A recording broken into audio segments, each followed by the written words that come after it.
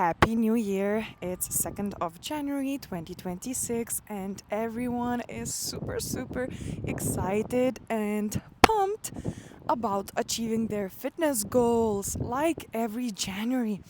So many New Year's resolutions. But this video is for you.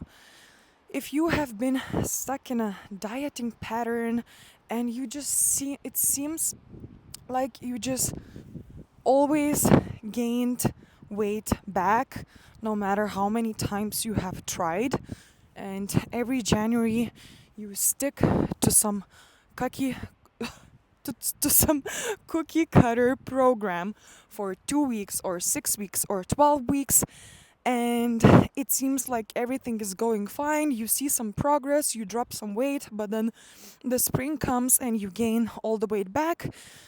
And you just feel so disappointed because you feel like you have no willpower, no discipline.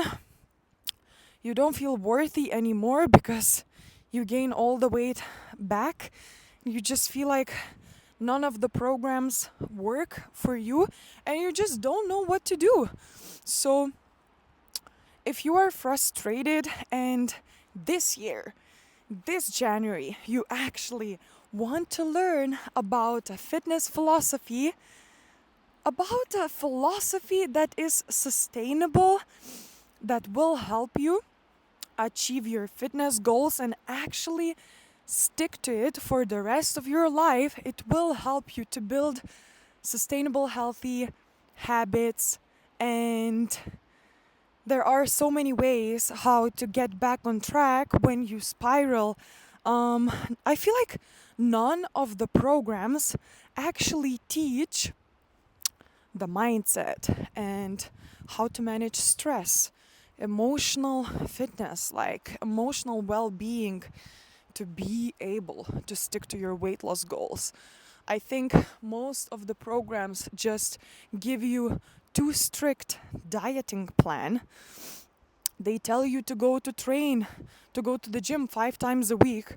Like, of course, you're gonna quit after 2 weeks if you eat nothing, you don't eat your favorite foods, you quit eating carbs, you work out 5 times a week, you are so stressed. I don't know, maybe you have kids, so your life is more chaotic and it's just harder to plan around your new habits to implement. And work is also stressful, and oh my god, you still need to do steps and prep a meal and this and that, and there are just like hundreds of things to do. Of course it's not sustainable. So an example of not successful fitness program would be exactly that. You are gonna stick to it for 6 weeks, you're gonna drop a lot of weight because you will be in a super big calorie deficit, but you won't be able to manage your progress because you will feel undernourished, and slowly you'll have less energy to also train harder in the gym, and you won't really have the motivation to go out because fitness will feel like punishment for you. The diet and the training, and it will be just like too much of everything. And it's really not fun when fitness feels like punishment. I have been modeling for 10 years in the past, and fitness was a punishment for me. Whenever I wanted to train, I just set too high goals for myself in the past, and it was too overwhelming. I wasn't able to keep up with it. I also have been dieting on and off again and again, and I was fasting a lot.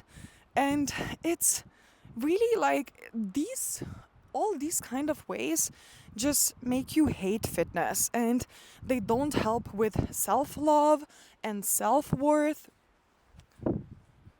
They don't help with confidence.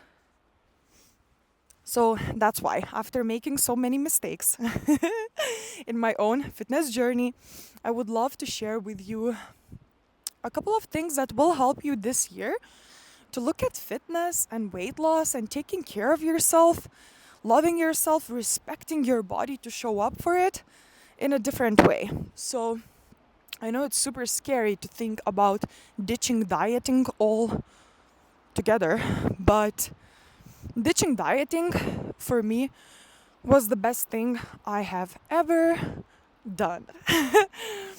Because building confidence around food and allowing yourself to eat everything helped me to heal my binge eating first.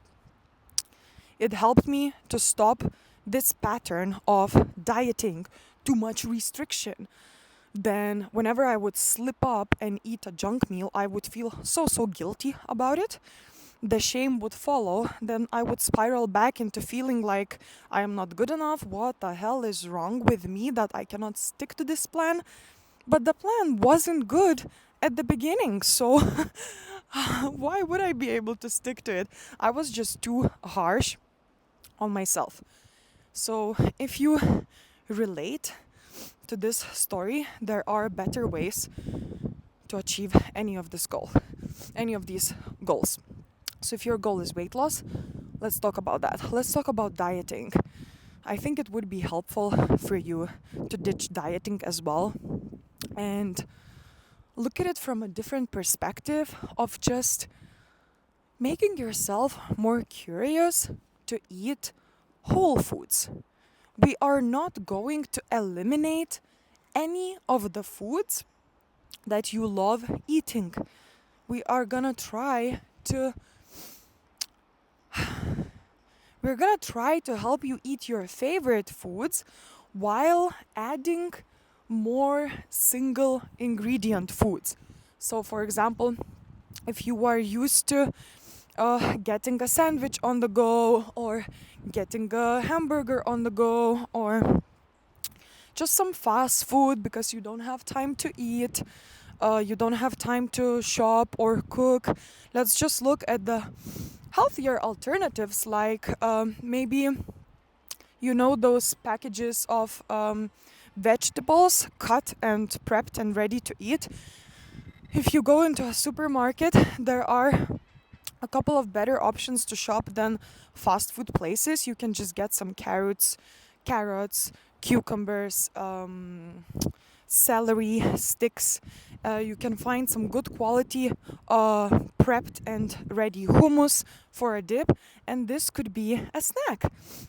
You can still eat a burger, or you can still eat the foods that you like. We are just learning to build confidence around food and to get curious about healthy food. So ditching dieting, not eliminating any of your favorite foods, and just trying to introduce a little bit of more vegetables in your life. Instead of buying a Snickers every day, let's say you love having a piece of chocolate every day. So instead of buying that little chocolate every day, some of the days buy an apple instead. Some of the days buy a kiwi instead. Let's be playful. Let's introduce more veggies and more fruits. Okay, now with workouts. I would really look good about how many hours a week I have to implement a new habit. And what is a habit? What is a habit of last year that maybe I want to ditch? Maybe you are smoking, or maybe you feel like you drink too much alcohol on the weekends and you kind of know it's not good for you, but you haven't been able to ditch it yet. Let's say your goal is to have less alcoholic drinks. It's high in sugar, it's high in calories, it's not healthy, it makes you slower, makes you're thinking foggy, and so many bad things about alcohol, but that's for another video. So let's say you want to ditch alcohol, and instead we're gonna implement either going to the gym or making more steps. If you have never trained before, start with walking. One of the days I would measure my average step count. Let's say I walk 3,000 steps daily. So I would start super small. I would add 1,000 or a few hundred steps daily, and I would build this habit instead of another one. So let's say instead of going out for drinks with the colleagues and friends and girl nights and dates and whatever family on the weekends, I would go out for walks. Or instead of scrolling on the phone, I would go out for a walk. And like this, instead of doing one habit, you change it to another one. So you don't need to have more time in the day to add this new thing that you, anyways, don't have time for. You just um, you just schedule it instead of something else you think that it's not useful for you to do anymore. Like I have a problem with being on social media too. So instead of being on social media, I came here outside to make steps and talk to you. And it's super cold, but in this time, everything is possible. You just need good warm outfits, and even if it's snowing or raining or it's cold, it's still possible to go outside and walk and make those steps. So pick whatever sounds good to you.